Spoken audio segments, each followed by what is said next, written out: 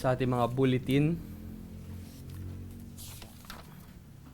Nariyan po ang ating magiging susing talata sa ating pag-aaral. Ang Heidelberg Catechism, Lord's Day 28, na naglalaman ng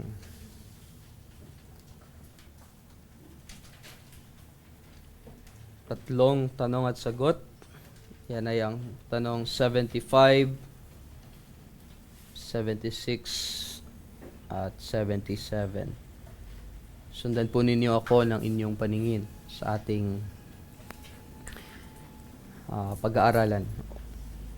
Tanong 75, paano ipinaalala at tiniyak sa iyo sa banal na hapunan na ikaw ay bahagi sa nag-iisang sakripisyo ni Kristo na isinakatuparan sa krus at sa lahat niyang mga kapakinabangan?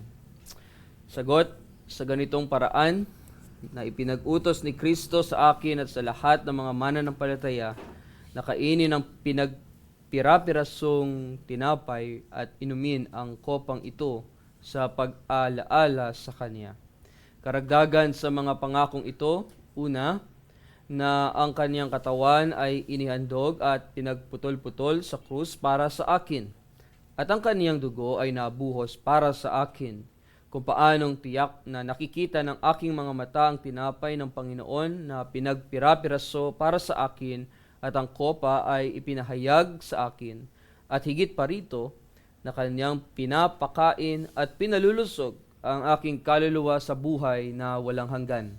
Sa Kanyang katawang napako sa krus at dugo na nabuhos, nakatitiyak ako na sa aking pagtanggap mula sa mga kamay ng ministro at matikman ng aking bibig ang tinapay at kopa ng Panginoon bilang tiyak na mga tanda ng katawan at dugo ni Kristo. Tanong 76, ano nga ang kahulugan na kainin ang napakong katawan sa krus at inumin ang dugong nabuhos ni Kristo? Sagot, hindi lamang upang panghawakan ng isang pusong sumasampalataya ang lahat ng mga pagdurusa at kamatayan ni Kristo, at upang matamo ang kapatawaran sa kasalanan at buhay na walang hanggan, kundi bukod pa rito, upang maging higit na makaisa sa Kanyang banal na katawan sa pamamagitan ng Espiritu Santo na siyang nananahang kapwa kay Kristo at sa atin, upang tayo na kahit si Kristo ay nasa langit at tayo ay nasa lupa, gayon din naman ay laman ng Kanyang laman at buto ng Kanyang buto. At tayo ay mamuhay at mapamahalaan magpakailanman ng iisang Espiritu bilang mga bahagi ng gayong katawan ay sa pamamagitan ng iisang kaluluwa.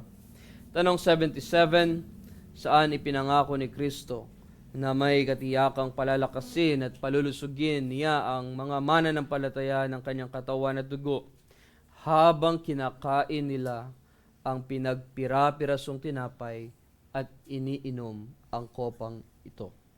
Sa sagot, sa pagkakatatag sa hapunan na dito ipinahayag na ang Panginoong Hesus ng gabing siya'y ipinagkanulo ay dumampot ng tinapay, at nang siya'y makapagpasalamat, ito ay Kanyang pinagputol-putol at sinabing, ito'y aking katawan na pinagputol-putol para sa inyo.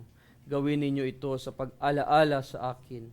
Sa gayong paraan ay kinuha niya ang kopa pagkatapos maghapunan na sinasabi, ang kopang ito ay siyang bagong tipan sa aking dugo. Gawin ninyo ito tuwing kayo'y iinom nito sa pag-alaala sa akin.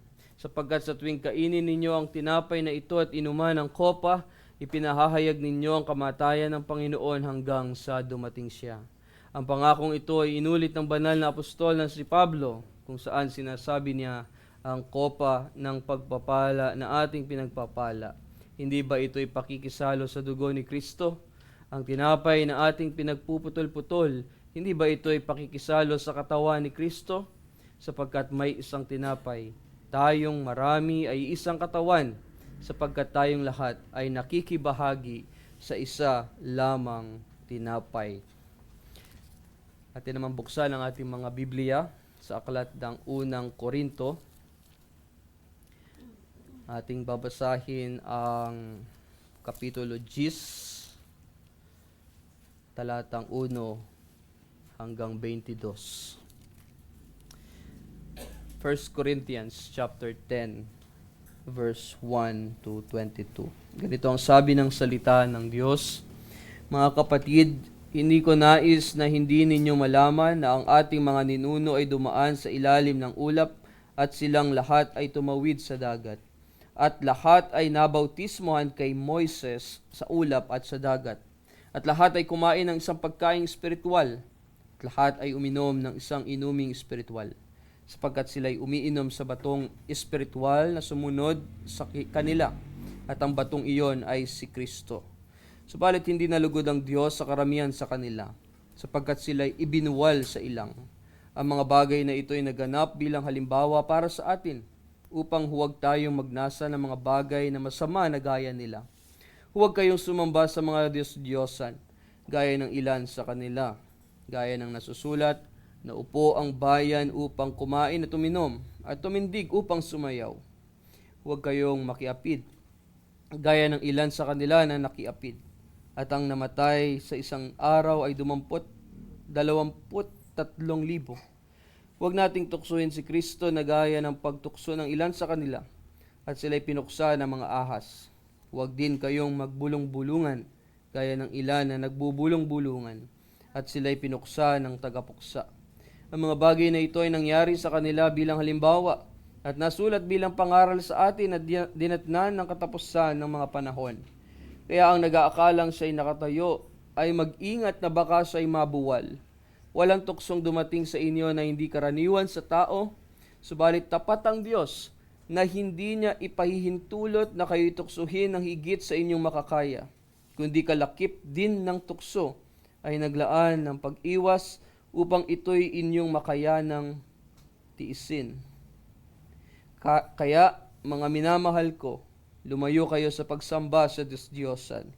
Ako'y nagsasalita sa mga tulad sa marurunong, timbagin ninyo para sa inyong sarili ang sinasabi ko, ang kopa ng pagpapala na ating pinagpapala. Hindi ba ito'y pakikisalo sa dugo ni Kristo? Ang tinapay na ating pinagpuputol-putol, hindi ba ito'y pakikisalo sa katawan ni Kristo? Sapagkat may isang tinapay, tayong marami ay isang katawan, sapagkat tayong lahat ay nakikibahagi sa isa lamang tinapay. Tingnan ninyo ang bayang Israel. Hindi ba't ang mga kumakain ng mga handog ay kabahagi sa dambana? Ano kung gayon ang aking sinasabi, na ang handog sa mga Diyos-Diyosan ay may kabuluhan? O ang Diyos-Diyosan ay may kabuluhan? Hindi. Sinasabi ko na ang mga bagay na inihahandog ng mga pagano ay kanilang inihahandog sa mga demonyo at hindi sa Diyos. At di ko ibig na kayo'y maging kasama ng mga demonyo. Hindi ninyo maiinuman ang kopa ng Panginoon at ang kopa ng mga demonyo. Kayo'y hindi maaaring makisalo sa mesa ng Panginoon at sa mesa ng mga demonyo. O atin bang papanibughuin ang Panginoon? Tayo ba'y higit na malakas kaysa Kanya? Purihin ang pagkabasa ng salita ng ating Diyos. Mga minamahal na kapatid sa ating Panginoong Hesukristo, kapag tayo'y nagtitiwala sa Diyos at sa Kanyang anak, Kanyang bugtong na anak na si Hesukristo, doon ay nagkakaroon tayo ng matibay na ugnayan sa ating Diyos. Na kapag tayo ay mayroong tunay na pakikipag-ugnayan kay Hesukristo, parehas na dapat ang ating mga layunin at hangarin sa buhay. Na ang mga bagay na mahalaga sa ating Panginoong Hesukristo ay nagiging mahalaga na rin sa atin. Na ang ating pag-ibig ay tumutugma sa Kaniyang pag-ibig. Kaya pareho tayo ng nararamdaman at ng pinahahalagahan na sa ating o sa ganitong paraan nagkakaroon tayo ng iisang direksyon sa ating pamumuhay o sa ating buhay bilang Kristiyano o bilang mananampalataya. Ano yon? Iyon ay ang sundin ang kanyang kalooban, ang kanyang mga kautusan, at atin siyang paglingkuran. At ang banal na hapunan ay, alam natin, na hindi lamang ito isang simpleng pagkain. Ang banal na hapunan ay isang pagdiriwang ng pakikipag-isa o pakikipagkaisa. Tinatawag din itong communion. Alam natin, tinatawag natin iyong communion sapagkat dito tayo ay tunay na nagkakaroon ng pakikipagkaisa kay Hesukristo na siyang ating tagapagligtas. Na sa bawat pagtanggap natin ng tinapay at pagtanggap natin ng alak, iyon ay sumisimbolo sa, alam natin, na iyon ay sumisimbolo sa kanyang katawan at dugo. Tayo ay tinatawagan na makikibahagi sa kanyang buhay at sa kanyang biyaya. Na ang banal na hapunan ay isang pag-alaala ng kanyang ginawang pagsasakripisyo para sa atin doon sa krus ng Kalbaryo. Pinapakita rin yung kanyang napakalaki o napakadakilang pag-ibig sa atin na tayo ay kanyang biniyayaan ng walang hanggang buhay, na siyang naging daan upang tayo, ang ating Panginoong Hesukristo ang siyang naging daan upang tayo ay mapalapit o malapit sa ating Diyos. Ang ating relasyon tila nahiwalay sa pamamagitan ni Kristo. Inilapit niya tayo, muli niya tayong inilapit sa Diyos. At sa banal na hapunan, hindi lamang tayo basta nagbabalik tanaw sa nakaraan upang alalahanin ang mga ginawa para sa atin ni Kristo doon sa krus ng Kalbaryo, kundi mga kapatid, ito rin ay isang kasalukuyang karanasan ng biyaya ng Diyos. Kahit pawala pa tayo sa buhay na walang hanggan o sa hinaharap, nararanasan pa rin natin, dapat na maranasan ang biyaya ng Diyos. Sa bawat bahagi ng banal na hapunan o ng sakramento ng banal na hapunan, dooy napagtitibay, tumitibay, tumatatag ang ating pananampalataya. At dooy pinapalalim ang ating relasyon kay Hesukristo at pinapaalala sa atin, pinapaalalahanan tayo na tayo ay kabilang sa kanyang katawan, ang iglesia. Tayo ay bahagi ng pamilya ng Diyos. Yun ang nauunawaan natin sa tuwing ginaganap natin o ginagawa natin ang isa sa mga banal na isa sa sakramento, ang banal na hapunan ay ang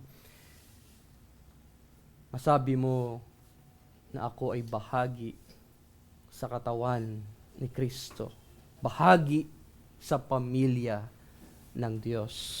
Kaya sa paksang kaisa tayo ni Kristo sa banal na hapunan, sa ilalim ng paksang iyan ay ating bibigyang diin o pag-aaralan ang dalawang mahalagang punto. Ang una ay sa pamamagitan ng pananampalataya at ang pangalawa ay sa kaligtasan. Ating tunghayan, una sa lahat ay ang unang punto, ang sa pananampalataya. At ang pag-aralan natin nung nakaraan, noong matunghayan natin ang Lord's Day 25, doon ay nalaman natin o natutunan natin na ang banal na bautismo at ang banal na hapunan ay ang mga sakramento na kapwa tumuturo, di ba? Tumuturo sa ating Panginoong Hesukristo. Na bagamat pareho ang kanilang layunin na ituro tayo nito, itong mga nakikitang tanda at tatak ng biyaya o ng tipan ng Diyos, meron yang malaking pagkakaiba. Meron silang mahalagang pagkakaiba. Yung dalawang yon, meron silang pagkakaiba. Na ang banal na bautismo ay para sa mga mananampalataya at para sa kanilang mga anak. Binigyan natin ng diin sa mga nakaraang Lord's Day. Na ito ang nakikitang tanda at tatak ng tipan ng biyaya ng Diyos sa atin. Isang tanda at tatak ng lahat ng mabubuting bagay na ipinangako ng Diyos sa kaniyang bayan. Na siyang karaniwang natanggap natin simula ng ating buhay. Upang habang tayo'y lumalago o nagkakaedad at naaalala ang tanda at tatak na iyon, ay lagi tayong magkaroon ng kumpiyansa na tayo'y kabilang sa Diyos. Ang tipan. Diyos na Trinidad, Ama, Anak, at Espiritu Santo. Ngunit nais ng Diyos at inaasahan niya na habang tayo'y nagkakaedad o nagmamature, na lumalago sa pananampalataya, lalo rin tayong lumago yung ating relasyon sa Kanya. Na nais niya na ang tipan ng biyaya ay maging personal para sa atin.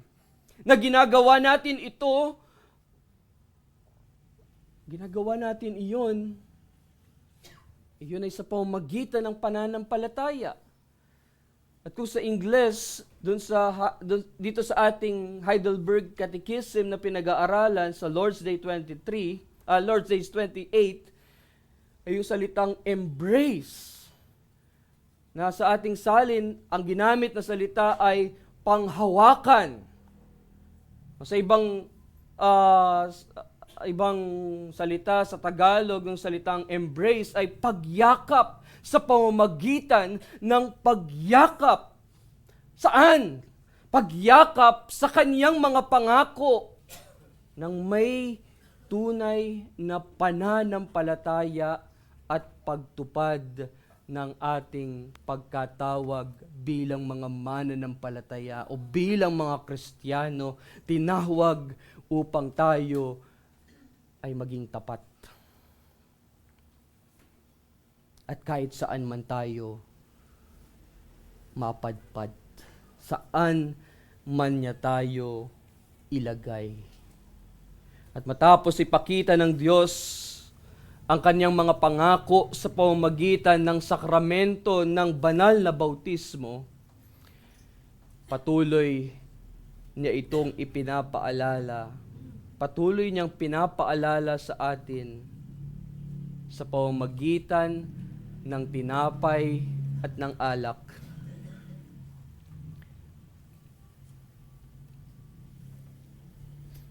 At ito, masasabi nating malaking kaibahan ng banal na bautismo at ng banal na hapunan.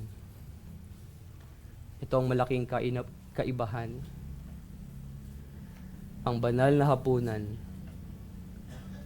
ay para lamang sa mga mananampalataya. Na ang mga nakikibahagi dito ay dapat mayroong maayos na patotoo sa buhay. Mayroong maayos na patotoo ng kanilang pananampalataya, na kailangan nilang suriin ang kanilang mga sarili, na kanilang kilalanin ang kanilang sariling buhay ng mayroong pagsisisi at mayroong pagpapasya. Pagpapasya na talikuran ang kanilang mga kasalanan. Kaya nga pag magdiriwang tayo ng banal na hapunan, bago natin iyong isagawa, meron tayong 1 week na preparation, merong preparatory sermon tayong maririnig. At doon, inihahanda natin, sinusuri natin ang ating mga sarili. Nais nating talikuran, magdidesisyon ka na talikuran mo ang iyong mga kasalanan, ikay magsisisi at manghihingi ng kapatawaran sa iyong mga kasalanan. Mga kapatid, mahalaga rin yan. Mahalaga rin na maunawaan natin ang tunay na kahulugan ng banal na hapunan. Maunawaan ang tunay na maunawaan na ito ay hindi lamang basta mga pisikal na elemento, kundi ang sinasabi sa atin ng ating confession.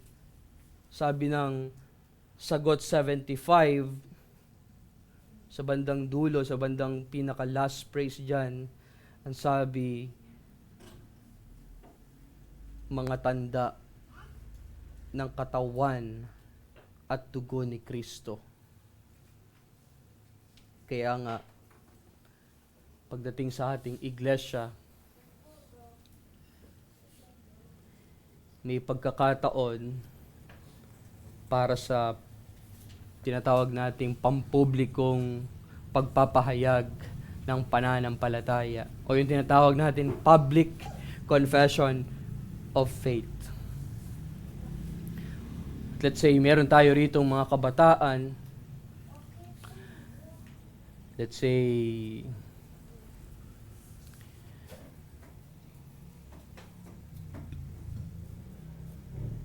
meron tayong kabataan na ang edad ay 10 taon, o 11, 12, na malalim na yung kanyang pagkaalam sa Ebanghelyo. Alam niya na ang mga aral, katuruan ng Reform. At sabihin natin, siya ay na-interview na ng council at nakapasa sa mga katanungan, lalo tigit sa mga katanungan patungkol sa kaligtasan.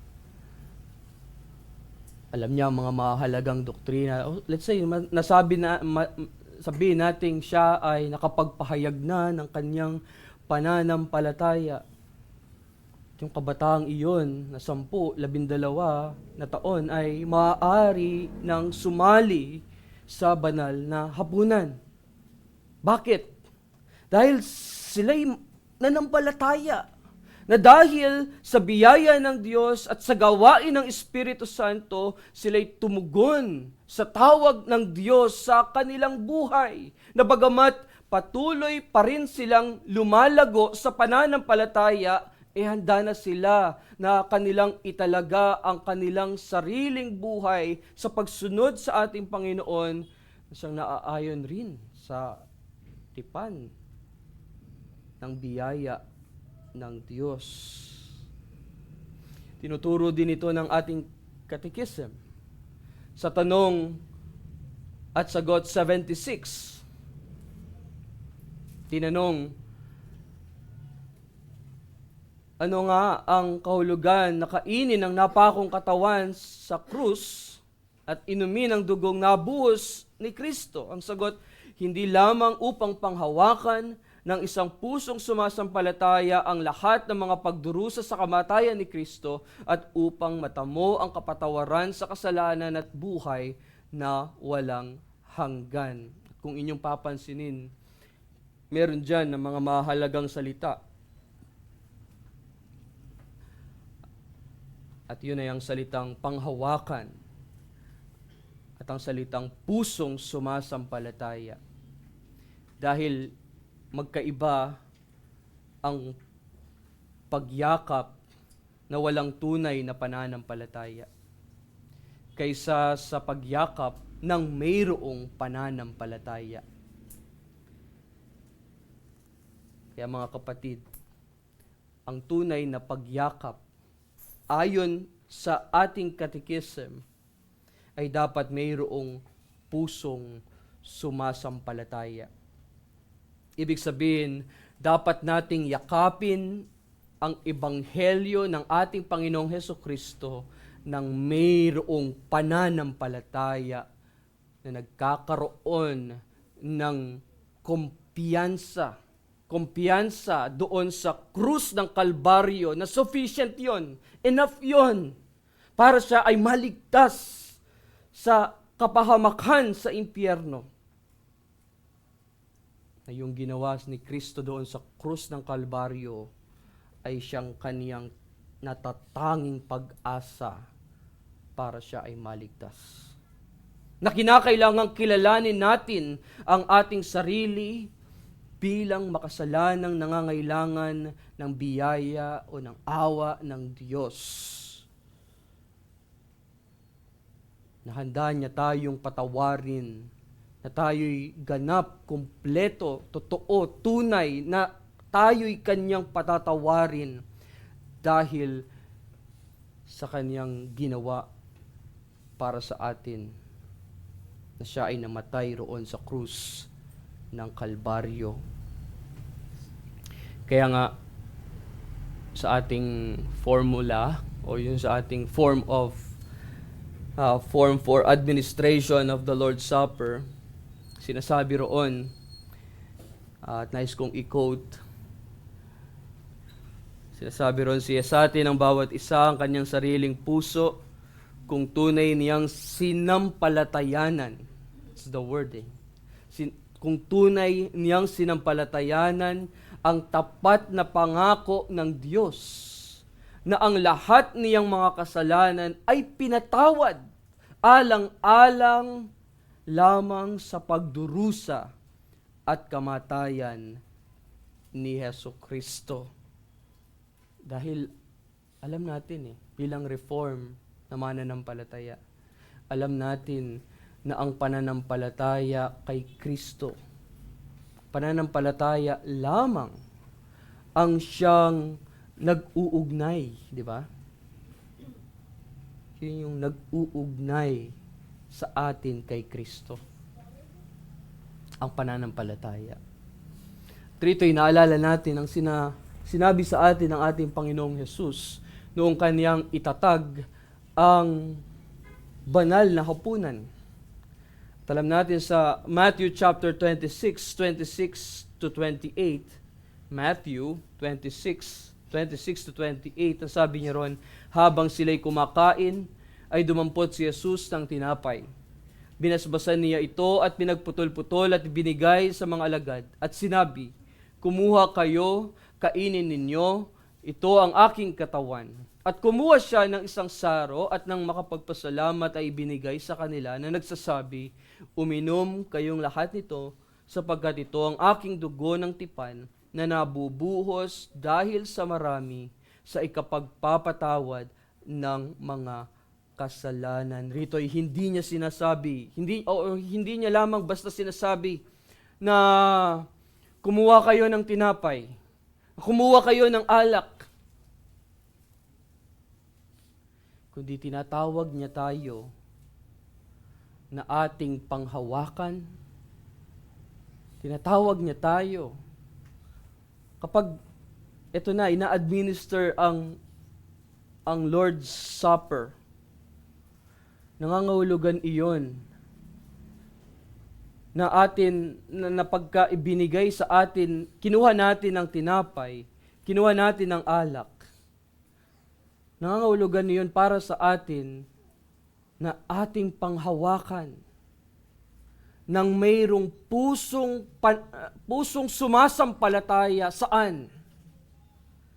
Sa kaligtasan na ginawa niya para sa atin doon sa krus ng Kalbaryo. Kaya sa pangalawang punto, sa kaligtasan, at sa mga tanong na ano ang nangyayari kapag ikaw ay nanampalataya kay Kristo.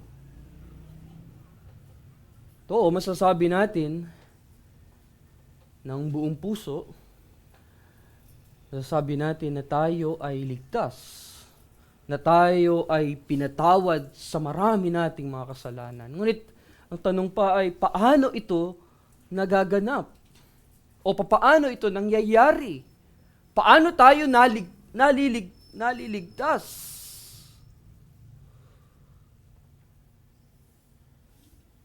At ang matibay na sagot sa mga tanong na iyon ay ang sagot na sa pamamagitan ng ating pakikiisa kay Kristo. Dahil sa pananampalataya, tayo iniugnay kay Kristo. At paano masasabing ikaw ay ligtas? Iniugnay ako ng Diyos kay Kristo sa pamamagitan ng pananampalataya. Tandaan natin ang sinabi sa atin ng salita ng Diyos sa 1 Corinthians chapter 1 verse 9. 1 Corinthians chapter 1 verse 9. Ang Diyos ay tapat na sa pamamagitan niya ay tinawag kayo tungo sa pakikisama ng kaniyang anak. Sino yon? Si Jesucristo na ating Panginoon. Kaya kapag tayo, the moment na tayo'y nagnampalataya sa ating Panginoon, tunay na nampalataya kay Jesucristo, sa biyaya, tunay tayong nakasampalataya. Ang nangyayari, pinagkakaisa ng Diyos. Pinagkakaisa tayo ng Diyos kay Kristo. Para tayong mga sanga na nakakabit sa puno ng ubas. Para tayong bride na pinagkakaisa sa groom. Meaning, lahat ng mayroon kay Kristo ay nagiging atin. Ang kanyang buhay, ang kanyang kamatayan, ang kanyang muling pagkabuhay ay hindi lamang para sa kanya, kundi maging para sa atin din naman. So kung yung kanyang buhay, yung kanyang kamatayan at kanyang muling pagkabuhay ay naging tagumpay ni Kristo, ay naging tagumpay rin natin na mga nanampalataya sa Kanya. At iyon, mga kapatid, ang siyang ipinagdiriwang natin sa tuwing tayo ay gumaganap ng banal na hapunan. Sinabi ni Pablo sa 1 Corinthians chapter 10, sa ating scripture reference na binasa kanina, sa 1 Corinthians chapter 10, at yun nga sa verse 16, na nakatala din naman sa ating confession, doon sa lower part ng sagot 77, na ang kopa ng pagpapala na ating pinagpapala at ang tinapay na ating pinagpuputol-putol ay pakikisalo o pakikiisa sa katawan ni Kristo. Kaya sa pagkain natin ng tinapay at pag-inom ng alak na mayroong pananampalataya, tayo ay nakikiisa kay Kristo at si Kristo ay sumasa atin at tayo ay sumasa Kanya. Yun ang ibig sabihin ng pakikiisa, na kaisa natin si Kristo sa banal na hapunan. Ngunit nagbigay rito ng babala si Apostol Pablo, hindi ba? Merong babala dyan si Pablo na dun sa ating scripture reference na binasa. na ang sinasabi niya, ang punto niya, na hindi maaari na tayo, na hindi maaaring makiisa tayo kay Kristo at kasabay nun ay makikiisa tayo sa mga gawa ng kadiliman. O mga gawa ng, alam niyo na, ng ating kaaway. Yung makikisalo ka tapos yung buhay mo taliwas sa kalooban ng Diyos. Hindi po pwede. Ang sinasabi riyan ng 1 Corinthians chapter 10 verse 21, medyo mabigat nga lang. Well, ito yung salita ng Diyos. Verse 21, sabi, hindi ninyo maiinuman ang kopa ng Panginoon at ang kopa ng mga demonyo. Kayo'y hindi maaaring makisalo sa mesa ng Panginoon at sa mesa ng mga demonyo. Ganito rin naman ang alam natin na sinasabi ng ating Panginoong Jesucristo, di ba? Na hindi tayo maaaring maglingkod sa dalawang Panginoon. Hindi po pwede. Kailangan nating mamili, Diyos ba o ang dyablo? Diyos ba o ang kasalanan? Hindi pwedeng sabay. Na kapag sinasadya nating talikuran ang kalooban ng Diyos at pinipili nating makisangkot, makibahagi sa mga gawa ng kasamaan o ng kasalanan, ang nangyayari, inilalagay natin ang ating mga sarili sa ilalim ng impluensya ng ating kaaway, ng dyablo. At isang magandang halimbawa riyan ay yung nangyari kay Ananias at kay Sapphira. Ananias at Sapphira. Alam natin yung kasaysayan na nangyari doon. At mababasa natin sa ating mga Biblia, sa Acts chapter 5 verses 1 hanggang 11, nandoon yung kwento At kung sa unang tingin, para bang maliit lang yung kanilang nagawang kasalanan.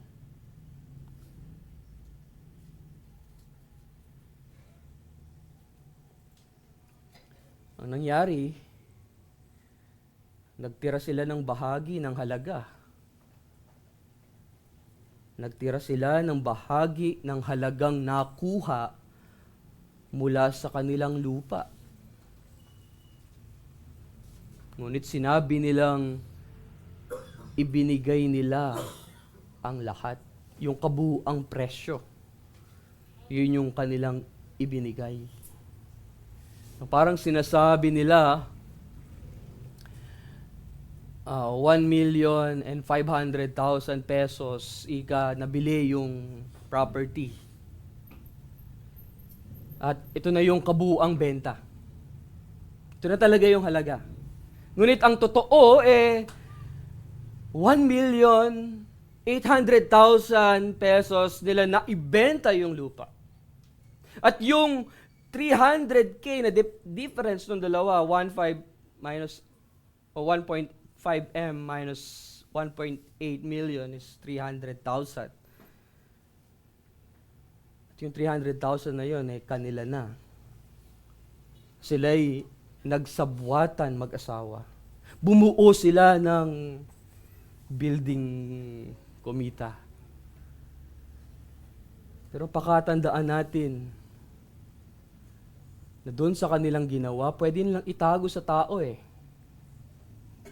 Pero sa mata ng Diyos, na ang Diyos na siyang nakakaalam ng lahat ng bagay, sa mata ng Diyos, iyon ay isang malubha at seryosong kasalanan. Dahil sila ay nagkasala, hindi sa tao, sabihin na natin, hindi sa tao, kundi sila'y nagkasala mismo sa Diyos. Sila'y nagsinungaling laban sa banal na Espiritu. At ang kasalanan nila ay hindi di pagbibigay ng lahat ng kanilang ari-arian, yung kanilang lupa, kundi ang kanilang kasalanan ay pagsisinungaling. At dahil doon, binuksan nila ang kanilang puso sa impluwensya ng demonyo. Binuksan nila ang kanilang puso sa impluwensya ng kaaway, na ama ng kasinungalingan. Kaya mga kapatid, maging maingat sana tayo sa anumang anyo ng pandaraya o pagkukunwari. Hindi natin maaaring pagsabayin ito. At pagkatapos ay lalapit tayo sa banal na hapunan ng Panginoon. Dahil ang tunay na pakikipag-isa sa Diyos ay nagmumula sa isang pusong dalisay. Sa pusong na mayroong pusong tapat.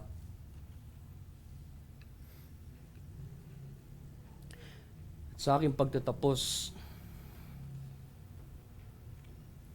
ano nga ba, Pastor, ang dapat namin gawin?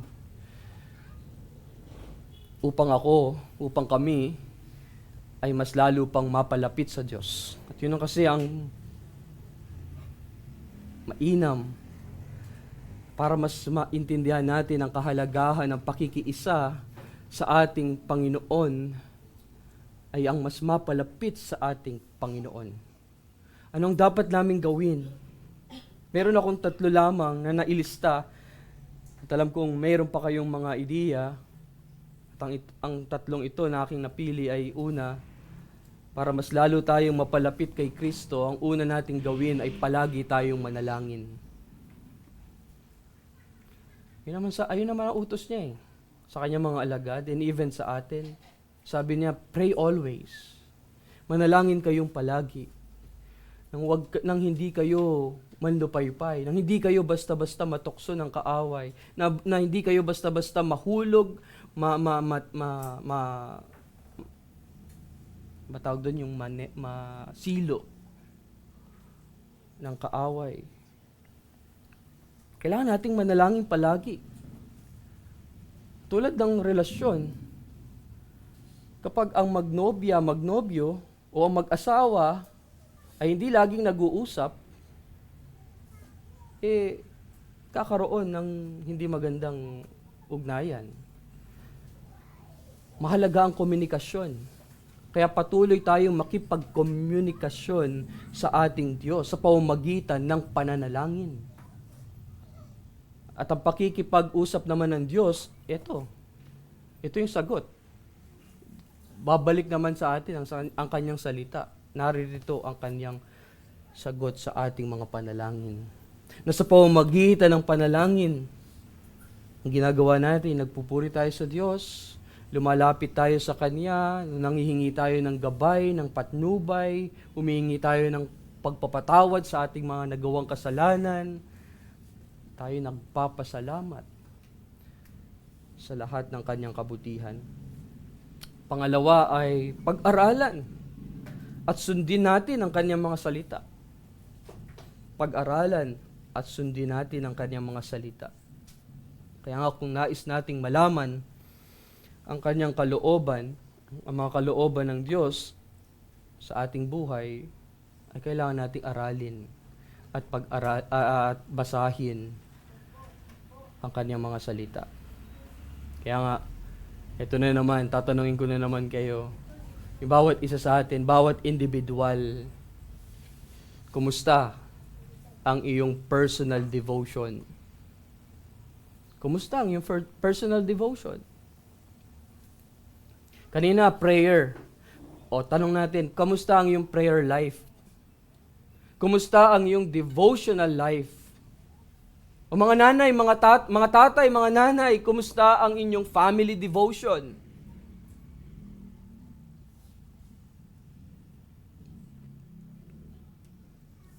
At pangatlo, tularan si Kristo. Tularan si Kristo. Diba kapag matagal mong kasama ang isang tao, na nagiging katulad mo siya. At ito rin ang gusto mangyari ng ating Panginoon.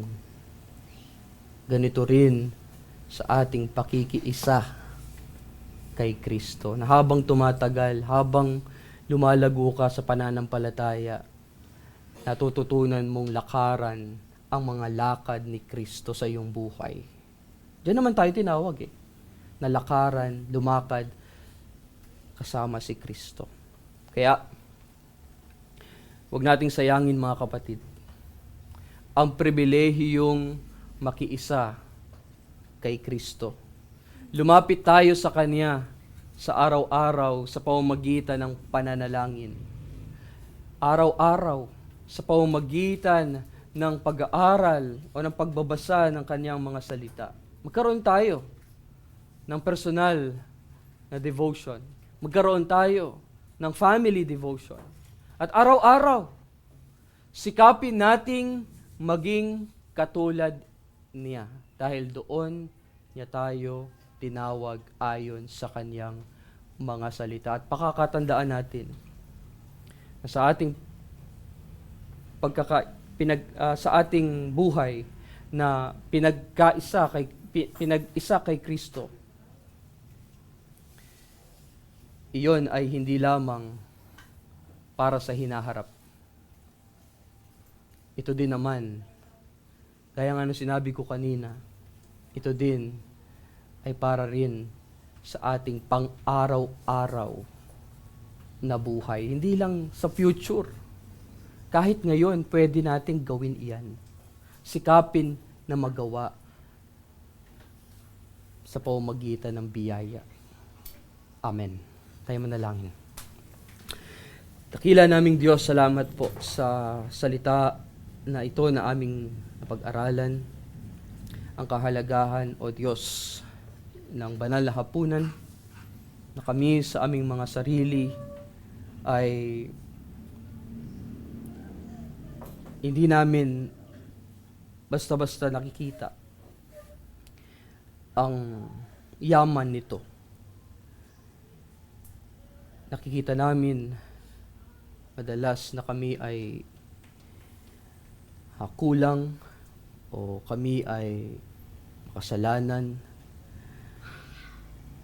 Ngunit ito pala ay napakayaman sa iyong ebanghelyo na aming maranasan, hindi lamang sa susunod na buhay, kundi maging sa pang-araw-araw na buhay na sa iyong mga biyaya ay aming makasama, makaisa ka sa lahat ng aming mga ginagawa.